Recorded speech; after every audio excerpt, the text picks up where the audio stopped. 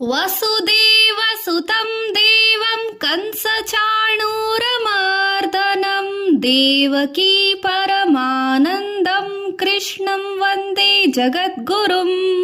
ವಸುದೇವನ ಮಗನಾದ ದೇವರ ದೇವನಾದ ಕಂಸ ಮತ್ತು ಚಾಣೂರರನ್ನು ಸಂಹರಿಸಿದ ದೇವಕಿಯ ಪರಮಾನಂದವನ್ನು ಉಂಟು ಮಾಡಿದ ಜಗತ್ತಿಗೆ ಗುರುವೆನಿಸಿರುವ ಕೃಷ್ಣನನ್ನು ನಾನು ವಂದಿಸುತ್ತೇನೆ.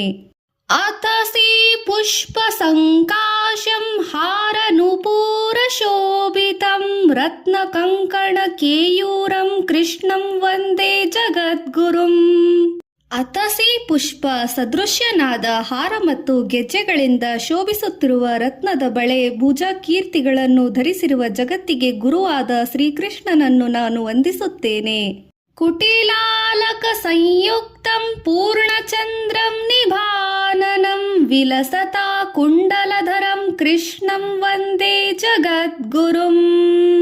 ಘುಂಗುರು ತಲೆ ಕೂದಲಿಗಳಿರುವವನು, ಪೂರ್ಣಿಮೆಯ ಚಂದ್ರನಂತೆ ಮುಖಮಂಡಲ ಇರುವವನು, ಹೊಳೆಯುತ್ತಿರುವ ಕರ್ಣಕುಂಡಲ ಧರಿಸಿರುವವನನ್ನು, ಜಗತ್ತಿಗೆ ಗುರುವಾದ ಶ್ರೀಕೃಷ್ಣನನ್ನು ನಾನು ನಮಸ್ಕರಿಸುತ್ತೇನೆ.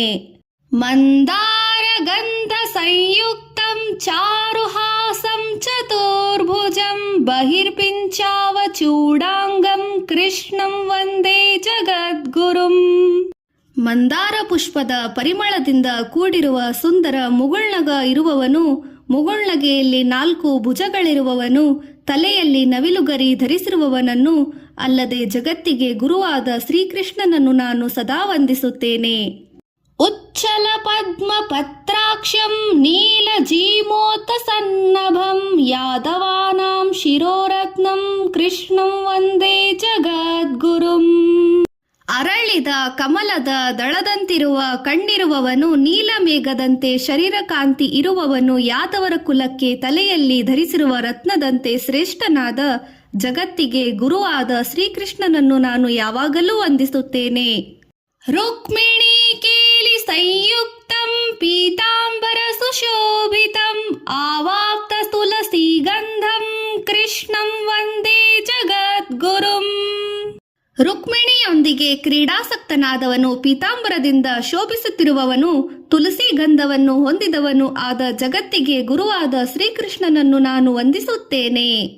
ಗೋಪಿಕಾನಾಂ ಕುಜದ್ವಂದಂ ಕುಂಕುಮಾಂಕಿತ ವಾಕ್ಷಸಂ ಶ್ರೀನಿಕೇತಂ ಮಹಿಶ್ವಾಸಂ ಕೃಷ್ಣಂ ವಂದೇ ಜಗದ್ಗುರುಂ. ಗೋಪಿಕೆಯರ ಕುಚಗಳಿಗೆ ಲೇಪಿಸಿದ ಕುಂಕುಮದ ಗುರುತಿರುವ ವಕ್ಷಸ್ಥಳವಿರುವವನು, ಲಕ್ಷ್ಮಿಗೆ ನಿವಾಸ ಸ್ಥಾನವಾದವನು, ಶ್ರೇಷ್ಠ ಧನುರ್ಧಾರಿಯಾದ ಜಗತ್ತಿಗೆ ಗುರುವಾದ ಶ್ರೀಕೃಷ್ಣನನ್ನು ನಾನು ವಂದಿಸುತ್ತೇನೆ. ಶ್ರೀವತ್ಸಾಂಕಂ ಮಹೋರಸ್ಕಂ ವನಮಾಲ ವಿರಾಜಿತಂ ಶಂಖಚಕ್ರಧರಂ ದೇವಂ ಕೃಷ್ಣಂ ವಂದೇ ಜಗದ್ಗುರುಂ. ತನ್ನ ಎದೆಯಲ್ಲಿ ಶ್ರೀವತ್ಸ ಚಿಹ್ನೆ ಇರುವವನನ್ನು, ವಿಶಾಲ ವಕ್ಷಸ್ಥಲವಿರುವವನು, ವನಮಾಲೆಯಿಂದ ವಿರಾಜಿಸುತ್ತಿರುವವನು, ಶಂಖ ಚಕ್ರಗಳನ್ನು ಧರಿಸಿದ ಭಗವಂತನಾದ ಜಗತ್ತಿಗೆ ಗುರುವಾದ ಶ್ರೀಕೃಷ್ಣನನ್ನು ನಾನು ನಮಸ್ಕರಿಸುತ್ತೇನೆ. ಕೃಷ್ಣಾಷ್ಟಕಂ ಮಿದಂ ಪುಣ್ಯಂ ಪ್ರಾತರುತ್ಥಾಯ ಪಠೇತ್ ಕೋಟಿ ಜನ್ಮ ಕೃತಂ ಪಾಪಂ ಸ್ಮರಣೇನ ವಿನಶ್ಯತಿ. ಈ ಪುಣ್ಯಕರವಾದ ಕೃಷ್ಣನ 8 ಶ್ಲೋಕಗಳನ್ನು ಬೆಳಿಗ್ಗೆ ಎದ್ದು ಯಾರು ಪಠಿಸುತ್ತಾರೋ ಅವರಿಗೆ ಕೋಟಿ ಜನ್ಮಗಳಲ್ಲಿ ಮಾಡಿದ ಪಾಪವು ಶ್ರೀಕೃಷ್ಣನ ಸ್ಮರಣೆ ಮಾತ್ರದಿಂದಲೇ ನಾಶವಾಗುತ್ತದೆ.